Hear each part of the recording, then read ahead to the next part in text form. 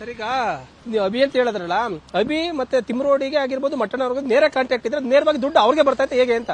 Sir, ನೇರ contact ಇವ್ರಿಗೆಲ್ಲ ಏನ್ ಫಂಡಿಂಗು ಮಹೇಶ್ ತಿಮ್ರೋಡಿ, ಗಿರೀಶ್ ಮಠಣ್ಣನವರೇ ಅಂತ ಅಭಿನೇ ಹೇಳಿದಾನೆ ನನಗೆ. ನೇರ ಕಾಂಟ್ಯಾಕ್ಟ್ ಇವತ್ತು ನೀವೆಲ್ಲ ನೋಡ್ಬೋದು.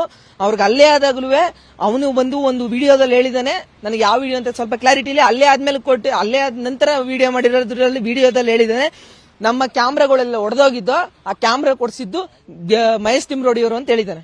ಸರ್, ಈಗ ಒಂದು ಯೂಟ್ಯೂಬರ್ಗೆ ಒಬ್ಬ ಯೂಟ್ಯೂಬರ್ಗಳಿಗೆ ಎಷ್ಟು ದುಡ್ಡು ಕೊಡ್ತಾ ಇದ್ರು ಅಪಪ್ರಚಾರ ಮಾಡಿದ್ರಿ ಅಂತ? ಸರ್, ಅದ್ರ ಬಗ್ಗೆ ಮಾತಾಡಿಲ್ಲ. ಇಷ್ಟೇ ದುಡ್ಡು ಅಂತ ಮಾತಾಡಿಲ್ಲ.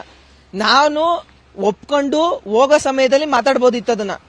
ನೀವು ಇಷ್ಟು ಕೊಡ್ತೀರಿ ಅಂತ ಮಾತಾಡಿಲ್ಲ. ಬಟ್ ಲಕ್ಷಾಂತರ ರೂಪಾಯಿ ಆಗೈತೆ. ಅವನು ಹೇಳೋ ಪ್ರಕಾರ, ಅಭಿ ಹೇಳೋ ಪ್ರಕಾರನೇ ಲಕ್ಷಾಂತರ ರೂಪಾಯಿ ಆಗೈತೆ.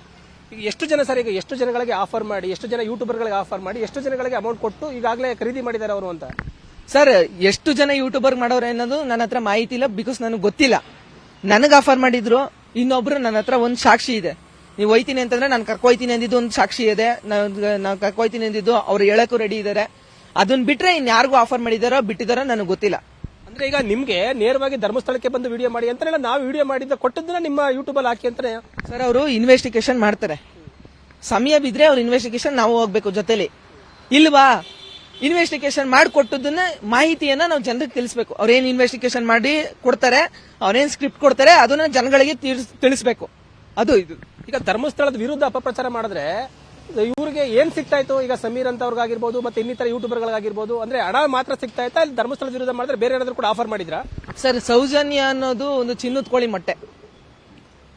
ಆ ಚಿನ್ನದ ಕೋಳಿ ಮೊಟ್ಟೆ ಯಾವಾಗ ಅಂದ್ರೆ ಯಾರು ಚಿನ್ನದ ಕೋಳಿನ ಯೂಸ್ ಮಾಡ್ಕೋತಾರೆ ಅವ್ರಿಗೆಲ್ಲ ಮೊಟ್ಟೆ ಸಿಗುತ್ತೆ. ಸೌಜನ್ಯ ಅನ್ನೋದು ಒಂದು ಚಿನ್ನದ ಕೋಳಿ ಮೊಟ್ಟೆ. ಇವರು ಸೌಜನ್ಯನ ಪರ ವಿಡಿಯೋ ಮಾಡಿದ್ರೆ, ಧರ್ಮಸ್ಥಳದ ವಿರುದ್ಧ ವಿಡಿಯೋ ಮಾಡಿದ್ರೆ ವ್ಯೂಸು, ಲೈಕ್ಸು, ಆಮೇಲೆ ದುಡ್ಡು ಬರುತ್ತೆ. ಅಭಿ ನನಗೆ ಹೇಳಿರೋದು ಇದು, ನನಗೆ ಸುಮ್ಮನೆ ಹೇಳ್ತಾರೆ. ಅಭಿ ಹೇಳಿರೋದು ನಾನು ಹೇಳ್ತಾ ಇರೋದು.